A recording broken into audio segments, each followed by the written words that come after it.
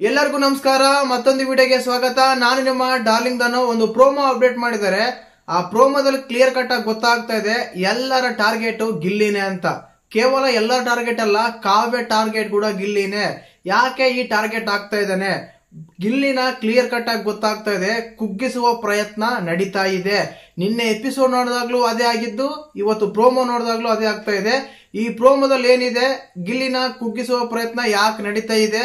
ಕುಗ್ಗಿಸುವ ಪ್ರಯತ್ನ ಅಂದ್ರೆ clear cut ಆಗಿ ಟಾರ್ಗೆಟ್ ಅಂತ ಆದಾಗ ಟಾರ್ಗೆಟ್ ಆಗೋದು ಮುಖ್ಯ ಅಲ್ಲ, ಅವ್ರು ಕೊಡೋ ಕಾರಣಗಳಿರ್ತಾವಲ್ಲ, ರೀಸನ್ಸ್ ಇರ್ತಾವಲ್ಲ, ರೀಸನ್ಸ್ ತುಂಬಾ ಇಂಪಾರ್ಟೆಂಟ್ ಆಗುತ್ತೆ. ಆ ರೀಸನ್ಸ್ ಎಷ್ಟು ಸಿಲ್ಲಿಯಾಗಿ ಹೇಳ್ತಾರೆ, ಎಷ್ಟು ಮನಸ್ಸಿಗೆ ನೋವಾಗೋ ರೀತಿ ಹೇಳ್ತಾ ಇದ್ದಾರೆ. ಇವಂದ್ರೆ ಕಂಪ್ಲೀಟ್ ಆಗಿ ಡಂಪ್ ಅಂತ ಹೇಳ್ಬೋದು. ಈ ಒಂದು ಟಾಸ್ಕ್ ಇದೆ. ಆ ಟಾಸ್ಕ್ ಏನಂದ್ರೆ, ಇವರೇ ನನ್ನ ಟಾರ್ಗೆಟ್, ಇವ್ರು ಬಿಟ್ಟೆ ಬೇರೆ ಯಾರು ಅಲ್ಲ ನನ್ನ ಟಾರ್ಗೆಟ್ ಅಂತ ಕಿಚ್ಚ ಸಾರ್ ಹೇಳ್ತಾರೆ. ಆ ಹೇಳಿದಾಗ ಅಲ್ಲಿನ ಒಂದು ಟಾರ್ಗೆಟ್ ಗಿಲ್ಲಿ ಆಗಿರ್ತಾರೆ. ಯಾವ ಕಾರಣಕ್ಕೆ ಟಾರ್ಗೆಟ್ ಆದ್ರೂ, ಯಾವ ರೀಸನ್ಸ್ ಕೊಟ್ರು, ಆ ರೀಸನ್ಸ್ ಯಾರು ಅಲ್ಲ, ತಪ್ಪಾಗಿದೆ ಅಂತೆಲ್ಲ ಮಾತಾಡೋಣ. ದಯವಿಟ್ಟು ಚಾನಲ್ ಯಾರು ಹೊಸ ನೋಡ್ತಿದ್ರೆ ಮಿಸ್ ಮಾಡಿದ್ರೆ ಸಬ್ಸ್ಕ್ರೈಬ್ ಮಾಡಿ, ಲೈಕ್ ಮಾಡಿ, ಶೇರ್ ಮಾಡಿ.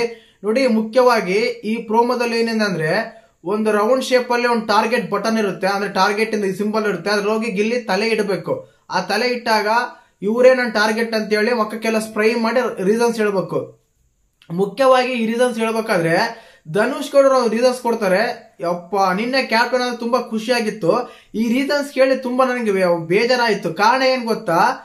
ಧನುಷ್ ಗೌಡ ಕಾಮಿಡಿ ಮಾಡಿದಾಗ ಗಿಲ್ಲಿ ಸಿಟ್ಟಾಗ್ತಾನಂತೆ. ಗಿಲ್ಲಿ ಕಾಮಿಡಿ ಮಾಡಿದಾಗ ನಾವೆಲ್ಲ ಫನ್ ಆಗಿ ತಗೊಂತೀವಿ, ನಾವ್ ಯಾರು ಕಾಮಿಡಿ ಮಾಡಿದ್ರೆ ಸೀರಿಯಸ್ ಆಗ್ತಾರಂತೆ. ಧನುಷ್ ಗೌಡ ಅವರೇ, ನೀವ್ ಯಾವತ್ತು ಕಾಮಿಡಿ ಮಾಡಿದ್ರಿ? ನಿಮ್ಮ ಕಾಮಿಡಿ ನಾವ್ ಯಾವತ್ತು ನೋಡಿಲ್ಲಲ್ವಾ? ನೀವು ಮಾತಾಡೋದೇ ಕಡಿಮೆ, ಅಂತದ್ರಲ್ಲಿ ಕಾಮಿಡಿ ಕೂಡ ಮಾಡ್ತೀರಾ ಅನ್ನೋ ಪ್ರಶ್ನೆ ಕ್ಲಿಯರ್ ಕಟ್ ಆಗಿ ಉದ್ಭವ ಆಗುತ್ತೆ. ಇದ್ರ ಬಗ್ಗೆ ನೀವೇನಿತ್ರ ಕಮೆಂಟ್ ಮಾಡಿ.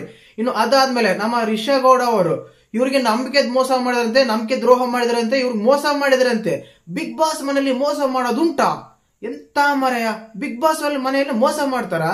ಅಲ್ಲ, ನೀವೇ ಬರ್ತೀರಾ, ಹತ್ರ ಬರ್ತೀರಾ, ದೂರ ಹೋಗ್ತೀರಾ, ಹತ್ರ ಬರ್ತೀರಾ, ಅಳ್ತೀರಾ, ದೂರ ಹೋಗ್ತೀರಾ, ಬಾಯ್ ಮಾಡ್ತೀರಾ, ಜಗಳ ಆಡ್ತೀರಾ, ಇವೆಲ್ಲನೂ ಮಾಡ್ತೀರಾ ಗಿಲ್ಲಿ ಹತ್ರ. ಮತ್ತೆ ನೀವ್ ಹೇಳ್ತೀರಾ ನನಗೆ ನಂಬಿಕೆ ದ್ರೋಹ ಮಾಡಿದ್ರೆ, ನಂಬಿಕೆ ಮೋಸ ಮಾಡಿದನಂತ. ಮೇಡಮ್, ಆ ಕ್ಯಾರೆಕ್ಟರ್ ಅಲ್ಲಿ ಗಿಲ್ಲಿ ಇಲ್ಲ. ಬಿಗ್ ಬಾಸ್ ಮೇಲೆ ಯಾರಿದಾರಂತ ಒಂದ್ಸಲ ನೀವೇ ಅರ್ಥ ಮಾಡ್ಕೊಂಡ್ಬಿಡಿ, ನಿಮ್ ಕ್ಯಾರೆಕ್ಟರ್ ಏನಂತ. ಅದಾದ್ಮೇಲೆ ಗಿಲ್ಲಿ ಬಗ್ಗೆ ಮಾತ್ರ ತುಂಬಾ ಚೆನ್ನಾಗಿರುತ್ತೆ. ಡಂಪ್ ರೀಸನ್ ಅಂತ ಹೇಳ್ಬೋದು ನಿಜವಾಗ್ಲೂ ಹೇಳ್ಬೇಕಂದ್ರೆ. ಇನ್ನು ಅದಾದ್ಮೇಲೆ ನಮ್ಮ ಅಶ್ವಿನಿ ಗೌಡರು ಒಂದು ರೀಸನ್ ಕೊಡ್ತಾರೆ. ಏನಂತಂದ್ರೆ, ಬಿಗ್ ಬಾಸ್ ಮನೆಗೆ ಬಂದಿಂದ ಪರ್ಸನಲ್ ಟಾರ್ಗೆಟ್ ಮಾಡ್ತಾನೆ ಅಂದ್ರೆ ಗಿಲ್ಲಿ ಯಾರನ್ನ? ಅಶ್ವಿನಿ ಗೌಡ ಮೇಡಮ್ ಅವ್ರನ್ನ. ಮೇಡಮ್ ಅವರೇ, ನಿಮ್ಮನ್ನೆಲ್ಲ ಎಲ್ಲರನ್ನೂ ಒಂದೇ ರೀತಿ ಮಾತಾಡಿಸ್ತಿರೋದು ಬಿಗ್ ಬಾಸ್ ಮನೇಲಿ ನಮ್ಮ ಗಿಲ್ಲಿ ಮಾತ್ರನೇ, ಬೇರೆಯವ್ರು ಯಾರು ಅಲ್ಲ ಅಂತ ಕ್ಲಿಯರ್ ಕಟ್ ಆಗೋಗ್ತಾ ಇದೆ. ಅಲ್ಲ, ನಿಮ್ಮನ್ನ ಯಾರಾದ್ರೂ ಪರ್ಸನಲ್ ಟಾರ್ಗೆಟ್ ಮಾಡಿದ್ರೆ ಬಿಗ್ ಬಾಸ್ ಮನೇಲಿ ಇರುವುದುಂಟಾ? ಇರ್ತಾರ ಬಿಗ್ ಬಾಸ್ ಮನೇಲಿ? ಕಂಪ್ಲೀಟ್ ಆಗಿ ಬಿಗ್ ಬಾಸ್ ಅವ್ರನ್ನ ಮನೆಯಿಂದ ಹೊರಗಡೆ ಕಳ್ಸಿಬಿಡ್ತಾರೆ ನಿಮ್ಮನ್ನ ಯಾರು ಟಾರ್ಗೆಟ್ ಮಾಡಿದ್ರೆ. ಆಕ್ಚುಲಿ ನಿಮ್ಗೆ ಫೇವರ್ ಆಗಿ ನಡೀತಾ ಇದೆ, ಬಿಗ್ ಬಾಸ್ ನಡೀತಾ ಇದೆ. ಅದ್ರಲ್ಲಾಗಿ ನಿಮ್ಮನ್ನ ಪರ್ಸನಲ್ ಟಾರ್ಗೆಟ್ ಮಾಡಿದ್ರೆ ಗಿಲ್ಲಿ ಬಿಗ್ ಬಾಸ್ ಮನೆ ಇರುವುದುಂಟಾ? ಚಾನ್ಸೇ ಇಲ್ಲ ಬಿಡಿ, ಬಿಗ್ ಬಾಸ್ ಮೇಲೆ ಇರುವುದಿಲ್ಲ ಅವರು. ಆ ರೀತಿ ಆಗುತ್ತೆ. ಆಕ್ಚುಲಿ ನೀವು ಮಾತಿಗೆ ಮಾತು ಕೊಟ್ರೆ ಯಾರು ಮಾತೇ ಆಡಲ್ಲ. ಗಿಲ್ಲಿ ಒಂದ್ ಸ್ವಲ್ಪ ಮಾತಾಡ್ತಾ ಇದ್ದಾನೆ, ಅದನ್ನ ನಾನು ಪರ್ಸನಲ್ ಟಾರ್ಗೆಟ್ ಮಾಡ್ತಾರೆ, ಪರ್ಸನಲಿ ಟಾರ್ಗೆಟ್ ಆಗ್ತಾ ಇದೆ ನನಗೆ ಅಂತೆಲ್ಲ ನೀವು ಸ್ಟೇಟ್ಮೆಂಟ್ ಕೊಡ್ತಾ ಇದ್ರ. ಅದು ನಿಮ್ಗೆ ನೀವೇ ಜಸ್ಟಿಫೈ ಕೊಡ್ಕೋಬೇಕು ಅನ್ಸುತ್ತೆ. ಇನ್ನು ಅದಾದ್ಮೇಲೆ ಕೊನೆಯದಾಗಿ ನಮ್ಮ ಕಾವ್ಯ ಮೇಡಮ್ ಅವ್ರು ಕೊಡ್ತಾರೆ. ಏನಂತಂದ್ರೆ, ಜೋಡಿಯಾಗಿದ್ದಾಗ ಸೂಪರ್ ಆಕ್ಟಿವ್ ಇದ್ರು ನಮ್ಮ ಗಿಲ್ಲಿ. ನಾನು ಸ್ವಲ್ಪ ಲೋ ಇದ್ದೆ, ಈಗಲೂ ಅದೇ ಆಗ್ತಾ ಇದೆ. ಆ ಸೂಪರ್ ಆಕ್ಟಿವ್ ನ ತುಳಿದು ನಾನು ಆಕ್ಟಿವ್ ಆಗಿ ನಾನು ಚೆನ್ನಾಗಿ ಆಟ ಆಡಬೇಕು, ಅದೇ ನನ್ನ ಟಾರ್ಗೆಟ್. ಆ ಟಾರ್ಗೆಟ್ಗೋಸ್ಕರ ನಮ್ಮ ಗಿಲ್ಲಿ ನನ್ನ ಟಾರ್ಗೆಟ್ ಅಂತ ಸ್ಟೇಟ್ಮೆಂಟ್ ಕೊಡ್ತಾರೆ. ಇದ್ರ ಬಗ್ಗೆ ನೀವೇ ಮಾತಾಡ್ಬಿಡಿ. ಇಲ್ಲೇನಿಲ್ಲ, ನಿಮ್ಮ ಟಾರ್ಗೆಟ್ ಯಾರಂತ ಕೇಳಿದಾಗ ಕಾವ್ಯ ಕೊಟ್ಟಾಗ ಆಲ್ಮೋಸ್ಟ್ ಅಲ್ಲೋ ಕಾವ್ಯ ಗಿಲ್ಲಿ ಫ್ಯಾನ್ಸ್ಗೆ ಸ್ವಲ್ಪ ಹಟ್ಟೋಗೋದು ಗ್ಯಾರಂಟಿ. ಯಾಕಂದ್ರೆ ಎಲ್ಲಾ ಸಮಯದಲ್ಲೂ ಗಿಲ್ಲಿ ಜೊತೆಗೆ ನಿಂತಿದ್ದಾನೆ, ಸಾಥ್ ಕೊಟ್ಟಿದ್ದಾನೆ, ಸಪೋರ್ಟ್ ಮಾಡಿದ್ದಾನೆ. ಈಗ ಗಿಲ್ಲಿನೇ ಟಾರ್ಗೆಟ್ ಅಂದ್ರೆ ಹೇಗೆ ಅಂತ ಸಣ್ಣ ಪ್ರಶ್ನೆ ಉದ್ಭವ ಆಗೋದು ಗ್ಯಾರಂಟಿ.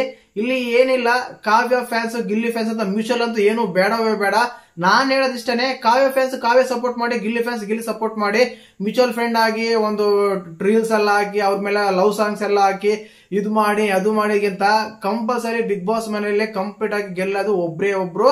ಕೊನೆಗೆ ಈ ಮ್ಯೂಚುವಲ್ ಫ್ಯಾನ್ಸ್ ಎಲ್ಲ ಅಂತ ಬೇಡ, ಒಬ್ರು ಫ್ಯಾನ್ಸ್ ಆಗಿ ಯಾರಾದ್ರೂ ಒಬ್ರಿಗೆ ಸಪೋರ್ಟ್ ಮಾಡಿ.